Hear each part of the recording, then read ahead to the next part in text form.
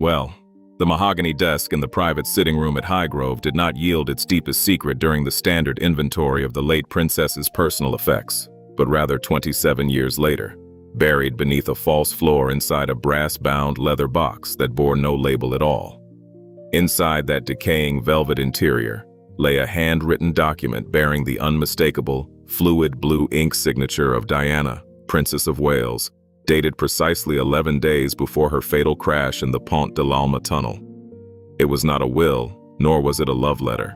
It was an explicit, meticulously mapped set of instructions detailing what should happen to her personal archives if her life were to end abruptly under mysterious circumstances. When Queen Camilla reportedly stumbled upon the reference to this chest while clearing out archived royal correspondence alongside King Charles, the atmosphere inside the room turned instantly glacial. According to reports from inner palace aides, Camilla dropped the parchment back onto the polished wood, her hand trembling as she looked at her husband, whispering, "Charles, if this gets out, if anyone sees what she wrote here, everything we built will burn to the ground." Before we reveal what this really means for the royal family, hit subscribe on Crown Scope, turn on the bell, and don't go anywhere, because this story is far from over. The sun was setting low over the manicured grounds of Balmoral when the contents of that hidden document finally reached the wider inner circle of the royal family. It was an uncharacteristically chilly evening, the kind where the damp draft creeps through the ancient stone walls of the castle, despite the roaring peat fires in every hearth. Gathered in the private library, away from the eyes of equerries and royal protection officers, sat King Charles, Queen Camilla, Princess Anne, Prince Edward, and Prince Harry, who had flown in under the strict cover of a private family emergency. The air was heavy with an suffocating silence, the kind of stillness that precedes a seismic rupture in a family line. Imagine being in that room, standing beneath the gilded portraits of ancestors who weathered world wars and abdication crises, only to realize that the fragile stability of the modern monarchy was hanging by a single thread of decades-old paper. Princess Anne, ever the pragmatic backbone of the family, held the original transcript in her hands, her sharp eyes scanning the lines with a cold, analytical intensity that hid her growing internal horror. "This isn't just grief, Charles," Anne said, her voice dropping to a low, razor-sharp whisper as she looked across the mahogany table at her brother. "This is an indictment." She knew. She recorded every conversation, every threat, every quiet warning handed to her in the dark corridors of Kensington Palace. King Charles sat motionlessly, his hands clasped tightly over his silver-topped walking stick, his knuckles white against the dark wood. "She was paranoid, Anne," Charles replied, his voice breaking slightly as he stared into the crackling fire, refusing to make eye contact with his sister. "She saw shadows in every corner, threat in every whispering voice. That wasn't the truth." Because as Princess Anne turned to the second page of the document, a folded piece of heavy paper fell out, a duplicate of a handwritten note sent directly to her former butler, Paul Burrell, but with one critical, terrifying difference. This document contained specific names, precise dates, and a sequence of events that matched the exact route taken through Paris on that fateful August night in 1997. According to reports from trusted royal insiders, the letter explicitly detailed a conversation Diana had held with a senior security official just weeks prior, during which she was explicitly warned that her brake lines, her driver's situational awareness, and the emergency response timing in the event of an accident were all subject to external manipulation. Harry sat in the corner of the library, his arms crossed tightly across his chest, his eyes fixed on his father with an intensity that burned through the ambient warmth of the room. "You told me it was an accident," Harry said, his voice quiet, flat, and devoid of any lingering affection. "For 27 years, you looked me in the eye and told me it was just reckless paparazzi and a drunk driver. But she left a blueprint. She knew she was being hunted." The room fell completely silent. Camilla leaned forward, her voice tight with panic as she addressed the room. "Harry, you must understand the context of those years. The tension, the media hysteria, the sheer instability of the situation. People said things they did not mean. Threats were misinterpreted." "Misinterpreted?" Harry cut her off, standing up so abruptly that his chair scraped harshly against the hardwood floor. She wrote down the exact method. She wrote down that she would die in a car, under a tunnel, with the communications cut off before the ambulance even arrived. How do you misinterpret a prediction that came true down to the minute? And this is where the story becomes more complicated. To understand the full gravity of what was sitting on that library table, one must travel back to the scorching summer of 1997, when the tension between Kensington Palace and Buckingham Palace had escalated into an all-out covert war. Diana was no longer just a former royal. She was a global superpower operating entirely outside the control of the British establishment. Her campaign against landmines had embarrassed foreign governments. Her personal life was dominating global headlines, and her unspoken vault of royal secrets posed an existential threat to the succession of the crown.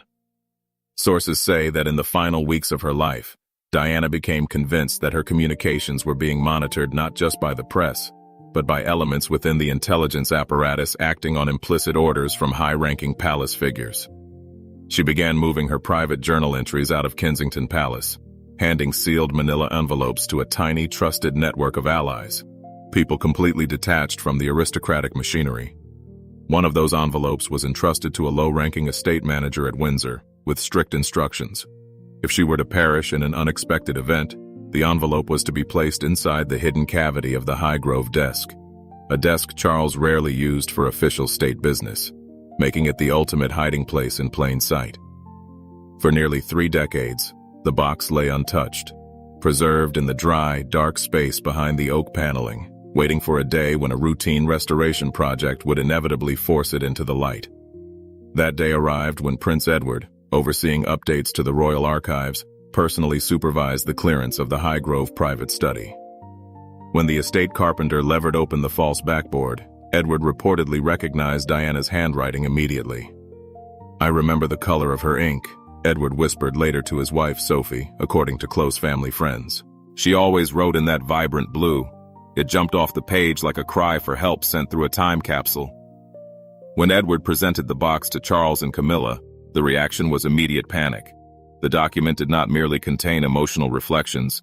It contained a clear, cold transcript of a meeting held in early 1997 at a private residence in Gloucestershire. Present at that meeting, according to Diana's notes, were 2 high-ranking security chiefs and a senior member of the royal household. The subject of the meeting? How to neutralize the growing national security threat posed by Diana's unpredictable international diplomacy and her potential marriage to a foreign national.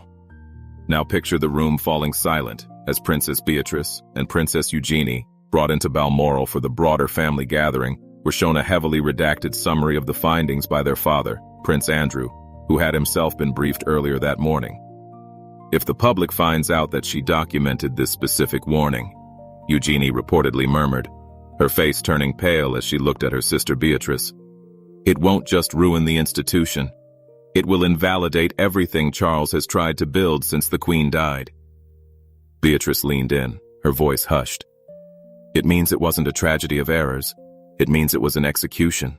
That wasn't a coincidence. The timing of this revelation could not possibly have been worse for the reigning monarch."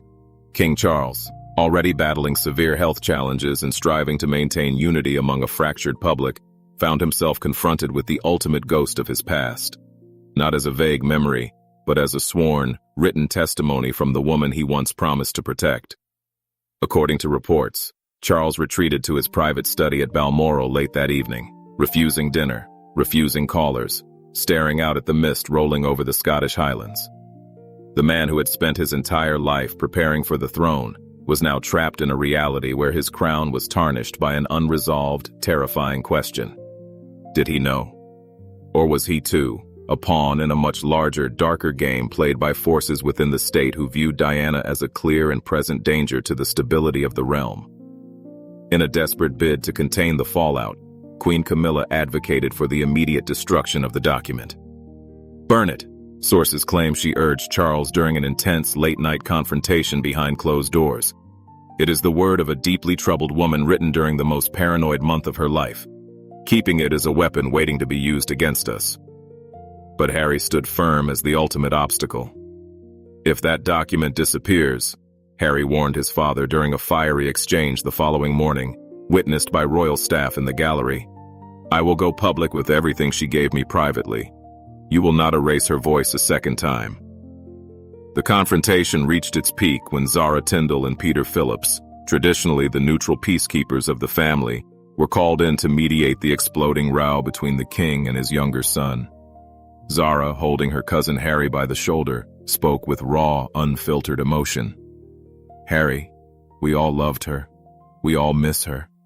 But bringing down the entire structure won't bring her back. It will only destroy the legacy she left in you and William.